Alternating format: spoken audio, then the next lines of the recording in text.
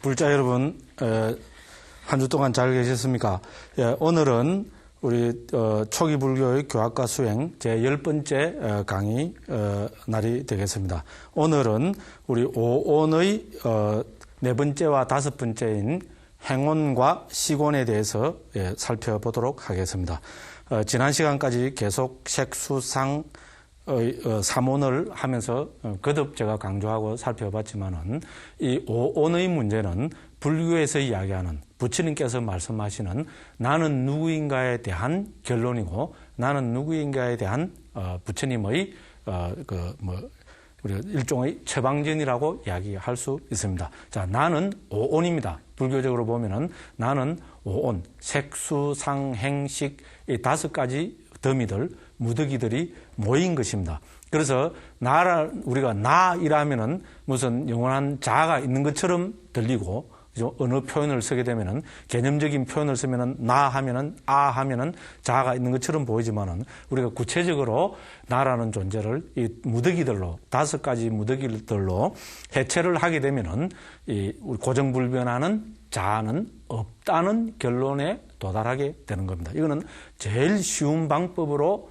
우리는 그 무아를 설명하는 것이 됩니다. 무아의 기본은 오온무아입니다. 물론 다음에 이제 계속 살펴보겠지만은 12처 무아, 그 다음에 18개 무아, 그 다음에 우리가 12연기도 결국은 무아를 드러내는 거거든요. 뭐 그렇게 이야기를 할 수 있지만은 결국은 무아의 가르침은 초기경에서부터 오온무아를 어뜸으로 하고 근본으로 합니다. 그러니까 우리가 조석으로 외우는 반야심경에서도 오온무아를 근본으로 해서, 물론 반야심경에서도 오온도 등장하고 잘 아시겠습니다만, 그죠? 12처 무아도 이야기하고 있고, 18개 무아도 이야기하고 있고, 사성제로서 또 무아를 이야기하고 있고, 그 다음에 12연기로서도 무아를 이야기하고 있습니다. 초기 불교의 입각처와 똑같습니다. 자, 그래서 거듭 말씀드리지만은 이 오온의 가르침은 부처님께서 무아를 드러내는, 그죠? 아주 구체적인, 그 다음에 명명백백한 방법으로 말씀하신 것이라는 것을 우리는 잊으면은 안 되겠습니다. 자, 이렇게 한번 이제 복습을 하고, 오늘은 이제 행온을 중점적으로 좀 살펴볼까 합니다. 자, 행은 저는 심리 현상들이라고 옮기고 있습니다. 왜 들자를 자꾸 넣는가 하면은 복수입니다. 복수. 그죠? 초기경에서 이 행은 복수로 나타나고 있습니다. 원어로는 상카라라고 이야기하거든요. 그래서 이 A가, 이거는 장음이란 말이거든요.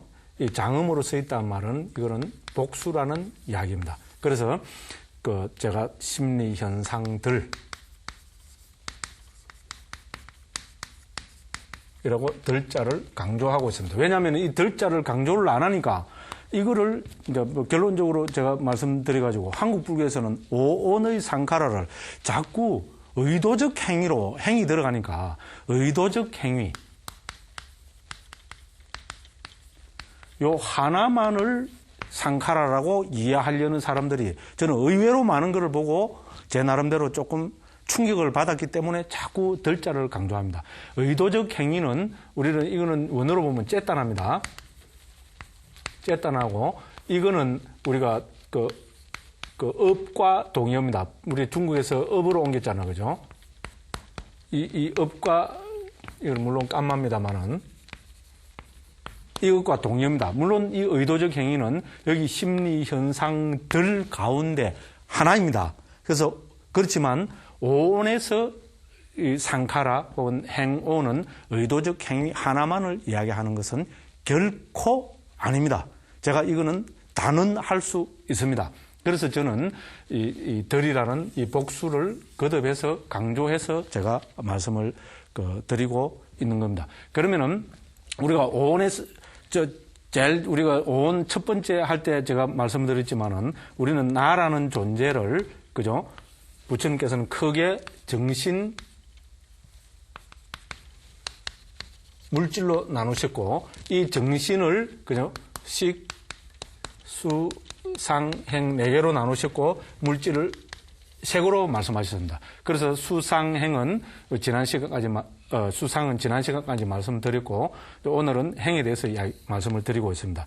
그래서 첫 시간에도 말씀드렸다시피 수와 상, 느낌과 인식은 엄밀히 이야기하면은 이 행의 심리 현상들에 포함이 되는 것입니다. 그런데 우리가 지난 시간까지 수와 상에 대해서 좀 살펴봤다시피 수와 상은 우리 인간 삶에 있어서 워낙 중요한 역할을 하기 때문에 부처님께서는 행 가운데 수와 상을 두 가지를 따로 독립해가지고 설명을 하신 겁니다. 그죠? 그게 부처님의 위대함입니다. 그죠? 그렇게 말씀하셨습니다. 그러면은 우리가 이제 이 행은 수상을 제외한 나머지 여러 가지 우리 안에 있는 정신작용 심리 현상들을 이야기하는 겁니다. 그래서 저는 심리 현상들이라고 이야기하고 있습니다. 그래서 이제 이거는 아비달마에서 잘 정리를 하고 있거든요. 우리 이제 상자부 아비달마에서는 이 행을 52가지로 이야기합니다. 근데 이 수와 상이 빼내버리면 어떻게 됩니까? 우리 오온에서 행은 50가지가 되겠죠. 그죠? 그 다음에 우리 북방 구사론 있잖아요. 우리 북방 아비달마인 구사론에서는 46가지를 이야기하거든요. 46가지를 이야기하는데 수와 상을 제외시키면은 44가지가 되겠죠. 그죠? 그리고 우리가 유식에서는 이 행을, 그죠? 그 심리 현상들을 51가지로 이야기합니다. 근데 수와 상을 빼내면은 49가지가 되겠죠. 그죠? 이 자체가 벌써 뭡니까? 덜이라는 말이잖아요. 그죠? 우리가 수상할 때는 하나의, 그죠? 그 단위였지만은 행위를 할 때는 여러 다른 심리 현상들이 다 모아진 것을 이야기합니다. 그래서 저는 덜이라는 이야기를 계속 강조해서 하고 있습니다. 그런데 이제 실제로 이 행위라는 용어는 불교에서 가장 많이 쓰이는 용어 중에 하나입니다. 초기 불교도 그렇고 후대 불교도 그렇고, 그죠? 이 행위라는 용어는 아주 불교에서 많이 쓰입니다. 불교에서 제일 많이 쓰이는 용어를 꼽아보라면은 첫째는 담마를 들 수 있습니다. 그죠? 우리 법이라고 옮겼잖아요. 그죠? 중국에서 법이라고 옮긴 이 담마가 제일 많이, 죄송합니다. H가 들어가야 됩니다. 담마고, 그 다음에 두 번째로 많이 쓰이는 용어를 꼽으라면은 이 상카라를 들 수 있습니다.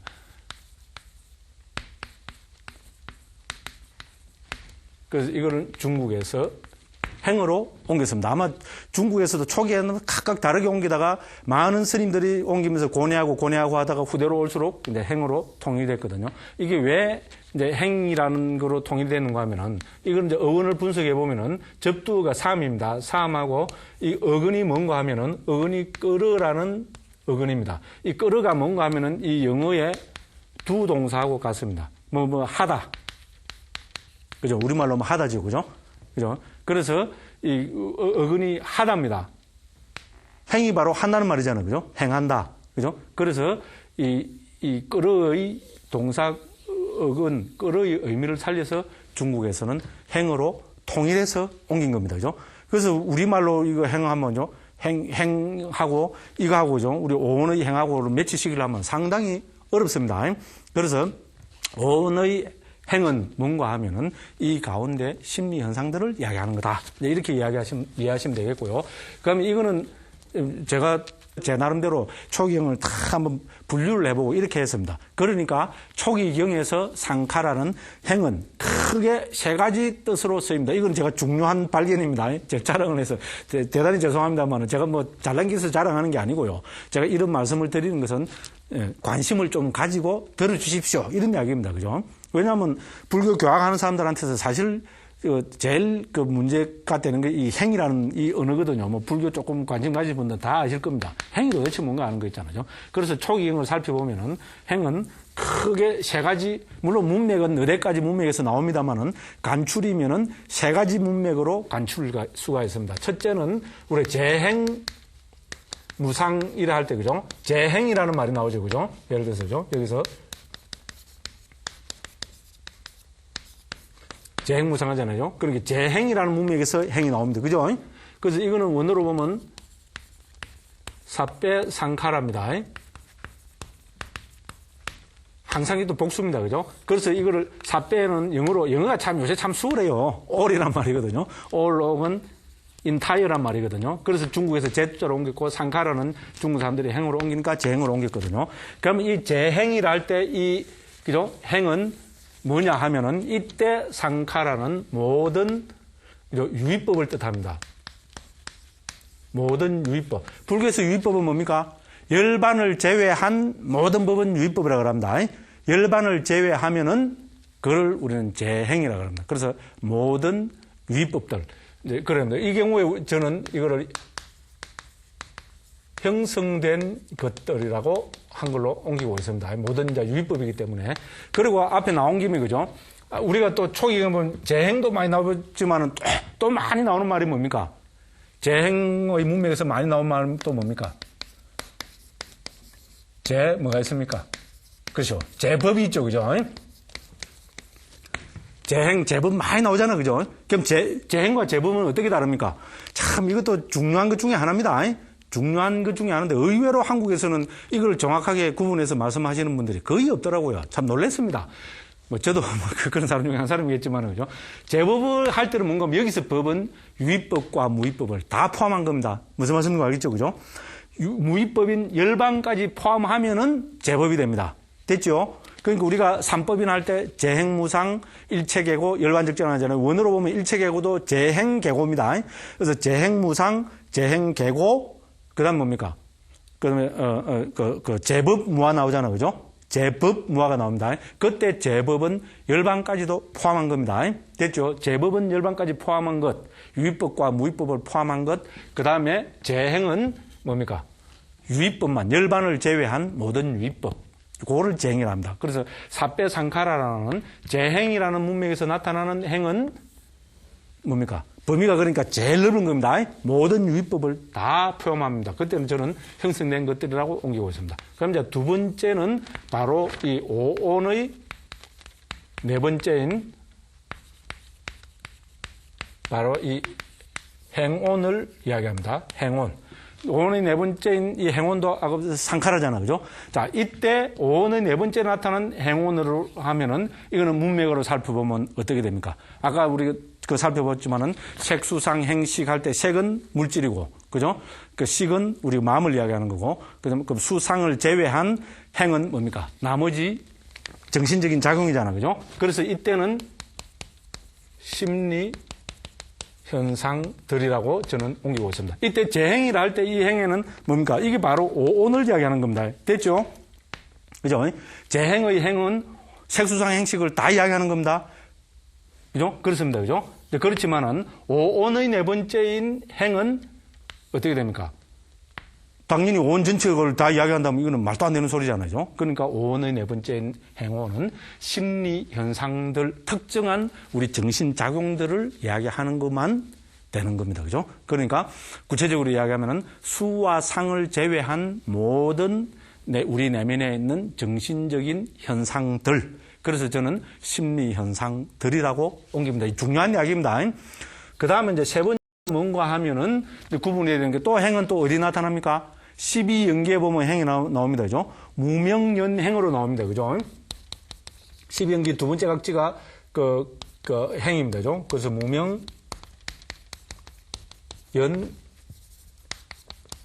나옵니다. 그죠? 12연기의 두 번째도 무명, 그죠? 12연기 무명, 식, 명색, 유깁, 촉수, 애취, 유, 생, 노사. 12개잖아요. 그죠? 그 두 번째가 바로 행입니다. 똑같은 상카라입니다. 그죠? 그러면 이때 행은 뭔가 하면은, 우리 경의 설명에도 보면 유추를 할 수 있지만은, 자, 모든 주석서들이 이때 행은 의도적 행위라고 이야기합니다.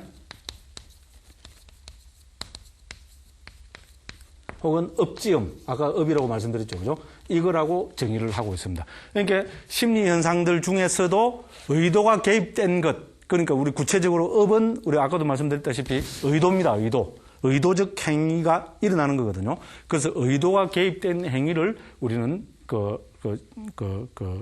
업이라고 이야기합니다. 그래서 12연기에서 행은 이 의도적 행위를 이야기하는 거라고 이야기합니다. 그러니까 이렇게 보면 어떻게 됩니까? 우리 행위라는 용어도 문맥에 따라 다 다르게 쓰입니다. 그죠? 제일 넓은 문맥에서 쓰이는 게 뭔가 하면은 첫째로 뭡니까? 재행으로 쓰이면은 이거는 모든 유의법을 뜻합니다. 그 다음에 두 번째 넓은 문맥에서 쓰는 게 보면은 우리가 지금 이야기하고 있는 오온의 네 번째 행온은 어떻게 됩니까? 그죠? 이 오온 가운데서도 심리 현상들 가운데서도 우리가 느낌과 인식은 부처님께서 수온과 상온으로 말씀하셨기 때문에 느낌과 인식을 제외한, 그죠? 상자바비담로로 하면은 50가지나 되는 여러 가지 심리 현상들, 심리 작용들을 이야기하는 것으로 이야기됩니다. 그 다음에 12연기에 나타나는 상카라, 12연기의 행은 그 가운데서도 제일 좁은 의미인 의도적 행위 혹은 업지음으로 이해를 해야 된다는 겁니다. 물론 이제 이 외에도 우리가 사명이 있죠, 그죠? 신행, 구행, 의행, 그죠? 우리 신구의 삼업이라고 그러잖아요. 그게 사명이 이제 몸과 말과, 그죠? 마음으로 짓는 그 행위가 업을 뜻할 때는, 그때는 우리는 의도적 행위로 이해를 해야 되고요. 그런데 문맥에 따라 가지고 신행, 구행, 의행이 단지 어떤 작용만을 뜻하는 경우가 있습니다. 이건 특히 우리 좀 이제 구체적인 이야기가 되어버린 것 같은데요. 우리 그 대념척인 같은데, 디가니까야 22번째인 대념척인 같은 경우에는 단순한 작용으로 나오거든요. 그때는 우리는 심리 현상들이나 이쪽으로 이제 옮겨야 된다고. 제 같은 경우는 그때는 작용으로 옮기고 있습니다. 이렇게 이제 구분해서 이제 옮겨야 된다. 이제 이렇게 한번 말씀을 드릴 수가 있습니다. 그 다음에 이제 결론적으로 한번 다시 말씀을 드리자면은 우리 오온에서 행은 우리가 수와 상을 제외한 여러 가지 우리는 심리 현상들을 이야기하는 거다. 그리고 초기경부터 해서 주석서부터 해서 여러 곳에서 뭐로 나타나는가 하면은 항상 행은 복수로 나타난다는 것. 그죠? 우리 색수상행식 가운데서 나머지 색수상식은 단수로 나타나는데 여기서 행은 복수로 나타난다는 것. 그 말은 뭔가 하면은 우리 내면에 있는 그죠? 정신적인 여러 가지 현상들을 다 뭉뚱그려 가지고, 즉 수와 상, 즉 느낌과 인식을 제외한 나머지 심리 현상들을 다 뭉뚱그려 가지고 이제 그 행원으로 표현하고 있다는 것. 이렇게 이해를 해주시면 되겠습니다. 자, 그 다음에 이제 나머지 시간은 이제 우리가 시곤에 대해서 조금 말씀드리고, 그 다음에 다음 시간에 이제 그 시곤을 좀 더 구체적으로 한번 살펴보도록 그렇게 하겠습니다. 자, 오늘 이제 남은 시간에 말씀드리고 싶은 것은 우리가 뭐 이 북방에서도 의논이 되고 있지만, 그죠? 우리 심의식이라는 말이 있습니다. 불교에서는, 그죠? 심의식.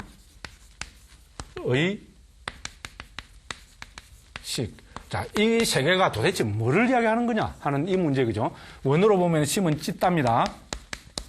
그 다음에 의는 만호입니다. 식은 윈냐나입니다. 제가 적는 거는 전부 이 산스크리트가 빨리입니다. 초기 불교를 하기 때문에. 자, 그래서 결론적으로 말씀드리면은 북방에서도 그렇습니다만은 심의식은 동의어로 간주합니다. 우리말로 옮기면은 이거는 전부 마음을 뜻하는 단어입니다.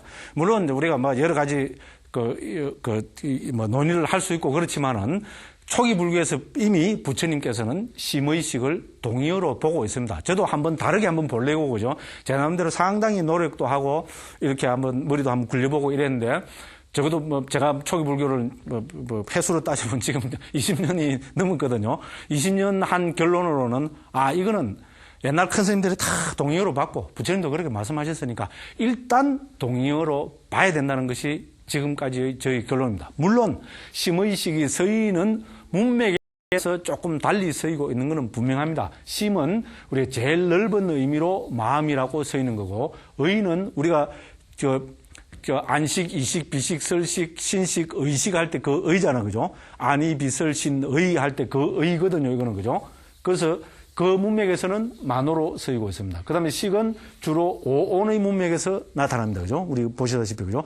그래서 서인은 문맥은 다를지언정 그것이 뜻하는 것은 똑같습니다. 그럼 주석서에서도 똑같이 찢다도 대상을 아는 것, 만호도 대상을 아는 것, 윈냐나도 대상을 아는 것, 그럼 심도 대상을 아는 것, 의도 대상을 아는 것, 식도 대상을 아는 것. 이렇게 합니다. 이거는 아비달마에서도 똑같고 유식에서도 마찬가지입니다. 물론 유식에서도 이제 후대 유상유식의 입장에서는 육식, 칠식, 팔식, 그죠? 이렇게 이야기하는 경우도 있습니다만은, 그건 극히 일부의 의견이고, 우리가 유식에서도 전체적으로 볼 때는 심의식은 동의어로 취급하고 있습니다. 그러니까, 우리 지금 오온에서 이야기하고 있는 식은 우리가 일반적으로 이야기하고 있는 마음과 동의어다. 이렇게 받아들이셔야 된다는 겁니다. 그래서 이렇게 오늘은 심의식이 동의어라고 말씀을 드리고, 근데 우리 한국 불교에서는 뭡니까? 한국 불교는 어떻게 보면 마음 절대주의거든요. 그렇잖아요. 마음을 완전히 절대화시켜 버립니다. 기독교에 신이 있고 그 사람들이 말하는 하느님인가 하느님인가는 잘 모르겠지만 있다면, 불교에는 뭐가 있습니까? 불교는 마음이 있거든요. 그럼 마음을 절대화시켜 버립니다. 우리 또 화엄경에 나오는 일체유심조를 완전히 이거는 창조식으로 해석을 해갖고죠, 마음이 모든 걸 다 만들어냈다 이렇게 하고, 참 문제거든요. 그러고 마음은 영원하다 해버리고, 마음은 이 세상 모든 것이 다 멸해도, 내 몸뚱이 멸하고 뭐 멸해도 우리 마음은 영원하다고, 그죠? 몇 억 년이 지나도 마음은 안 죽고 막 이렇게 지금 이야기가 되고 있거든요. 근데 초기 불교를 전공하는 입장에서 보면 이거는 불교가 아닙니다. 너무나 안타깝습니다. 제가 초기 불교를 전공하는 사람으로서 이 문제를 한번 짚고 넘어가지 않으면은, 제 입장에서는 직무유기입니다. 제가 초기 불교를 전공한다고 감히 어디 가서 이야기를 할 수가 없습니다. 초기 불교를 하는 입장에서는 마음을 이걸 절대화시키고 마음을 영원한 거로 보는 거는, 이거는 용납이 할 수가 없습니다. 그래서 제가 오늘은 새로운 식으로 심의식은 일단 같은 거다. 우리 오온에서 보면 식은 어떻게 됩니까? 아까 우리 오온 전체가 지금 어떻게 됩니까? 무상, 고, 무합니다. 오온은 뭡니까? 무상한 것입니다. 변하는 겁니다. 마음은 변하는 겁니다. 무상한 겁니다. 그래서 우리가 아비달마 유시고 오면 어떻게 됩니까? 마음은 찰나생, 찰나멸입니다. 마음은 조금 발생이고 찰나생, 찰나멸일 뿐입니다. 만일에 영원한 마음을 세운다면은 그거는 불교가 아닙니다. 불교는 오온을 찰나생, 찰나멸로, 그죠?